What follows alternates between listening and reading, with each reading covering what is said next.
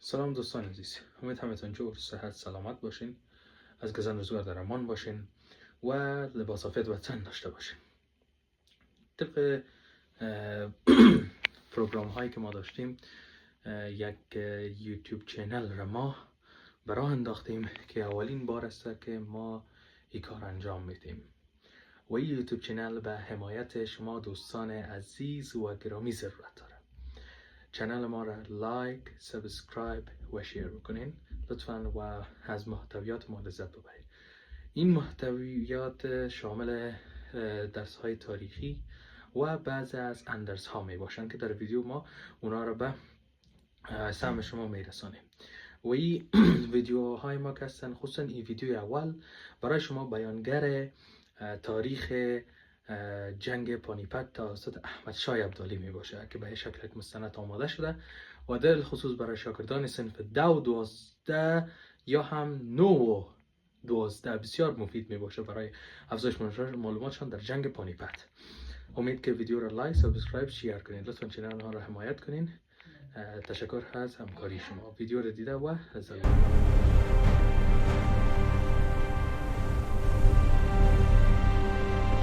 در قلب آسیا سرزمینی بود که تاریخ در آن از نو نوشته شد. قندهار، زادگاه امپراتوری ابدالی. اینجا قدرتی تازه طلوع می کرد. بیرقی سیاه، نشان عزت، شمشیر و ایمان. احمد شاه ابدالی مردی فرا از یک پادشاه.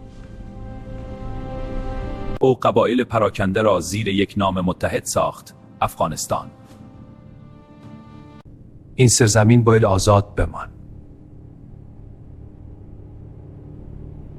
سپاه ابدالی ستون قدرت این امپراتوری بود. اردوی منظم آماده برای جنگ‌های بزرگ. مرزهای سلطنت او تا هند گسترده شد. اما دشمنان نیز در کمین بودند. شورای ما آماده است. آنها از نقشه ما باخبرند. باید سریع عمل کنیم. مراتها قدرتی عظیم در هند. پانیپت میدان سرنوشت است. تیمورشاه وارث راه ابدالی. تا بیرق ما در اهتزاز است، شکست معنا ندارد. سپاه افغانستان به سوی پانیپت روان شد. بیرق سیاه پیشتاز لشکر. زمین می‌لرزید، تاریخ نزدیک می‌شد. و اینجا جایی که امپراتوری ها سقوط می‌کنند. اردوی ابدالی چون دیوار آهنین در برابر دشمن ایستاد. این جنگ تنها نبرد شمشیر نبود، نبرد سرنوشت بود. امروز عزت افغانستان آزموده می شود. بیرق سیاه نشانه عزت و فرمانروایی افغانستان. در آن سوی میدان اردوی عظیم مراتع نزدیک می شد.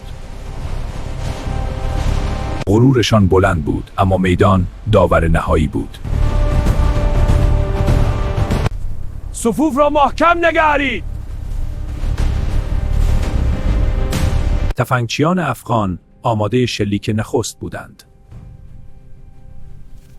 آغاز نبرد، آسمان در دود جنگ گم شد. اسب سواران افغان چون طوفان بر دشمن تاختند. شمشیرهای خمیده در آفتاب. تا بیرق ما ایستاده است، شکست معنا ندارد. بیرق افغانستان استوار در قلب میدان. صفوف دشمن ترک برداشت. این پیروزی با لباس و غیرت افغان رقم می‌خورد. دشمن در آستانه شکست قرار گرفت. اردوی ابدالی میدان پانا فتح کرد. نشان افغانها بر فراز میدان دیده می شود.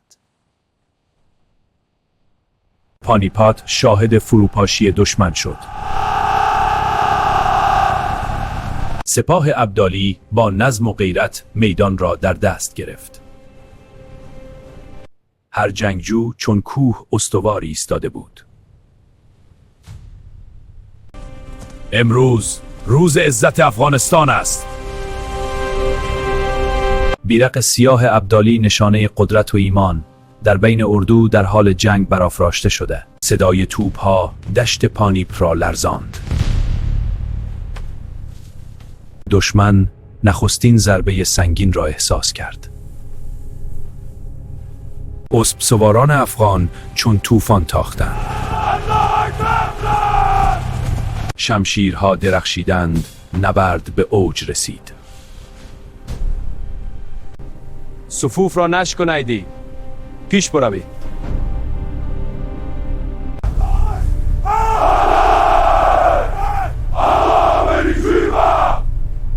بیرق افغانستان هنوز بلند بود استوار.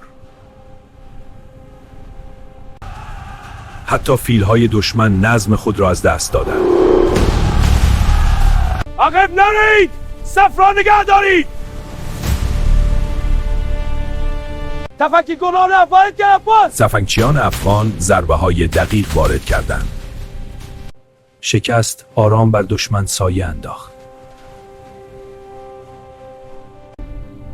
افغانستان هرگز زانو نمیزند!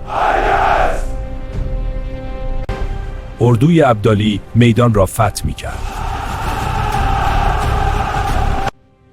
نشان ابدالی بر سرزمین پانیپت ایستاد. پانیپت شاهد عظمت افغانها شد. اما این پایان نبود. بازگشت شاه آغاز فصل تازه بود. پس از پیروزی پانیپت راه دهلی گشوده شد. این از لباسهای سنتی چپن و دستار. دهلی، قلب سلطنت هند، اکنون در سکوت فرو رفته بود. اردوی افغانستان با نظم و وقار وارد شهر شد. بیرق سیاه ابدالی بر فراز دهلی در اهتزاز بود. شهر شاهد ورود فاتحان تاریخ شد. احمد شاه ابدالی وارد قصر دهلی گردید و شاهزاده سلیمان آماده پذیرش تخت دهلی شد. تخت دهلی نماد فرمانروایی در هند. این تخت به نام نظم و عدالت سپرده می شود. شاهزاده سلیمان بر تخت دهلی نشانده شد.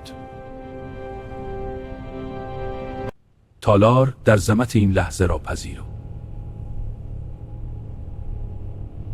بیرق افغانستان نشان اقتدار فاتحان پانیپت.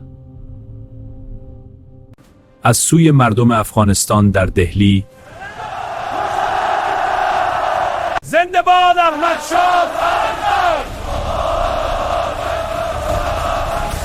شاه پیروزی را نه برای خود بلکه برای ملت می‌داند.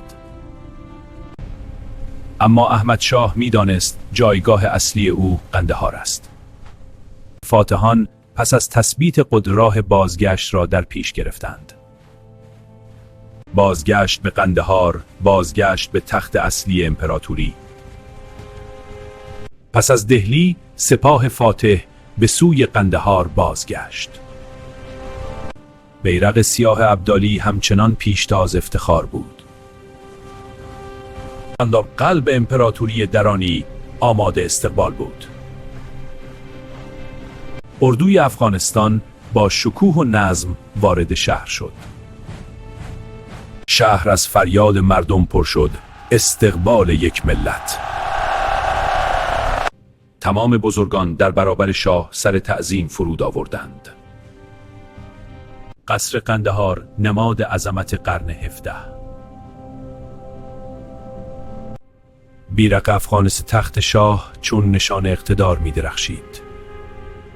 شاه درانی نه تنها فاتح هند بلکه سازنده امپراتوری بزرگ بود. مرزهای سلطنت از هند تا خراسان گسترده بود. اکنون نگاه ما به سوی غرب است، ایران و خراسان. اردوی درانی برای حفظ وسعت امپراتوری آماده شد. قدرت درانی تا سرزمین‌های غربی نیز سایه افکند. قندهار تصمیم بزرگ برای آینده گرفته میشد. ما باید اتحاد خود را حفظ کنیم. بله، اما با چه قیمتی؟ این بیرق شاهد آغاز یک عصر تازه بود.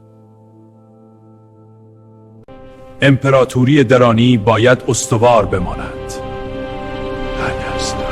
قندهار مرکز فرمانروایی یک امپراتوری بزرگ.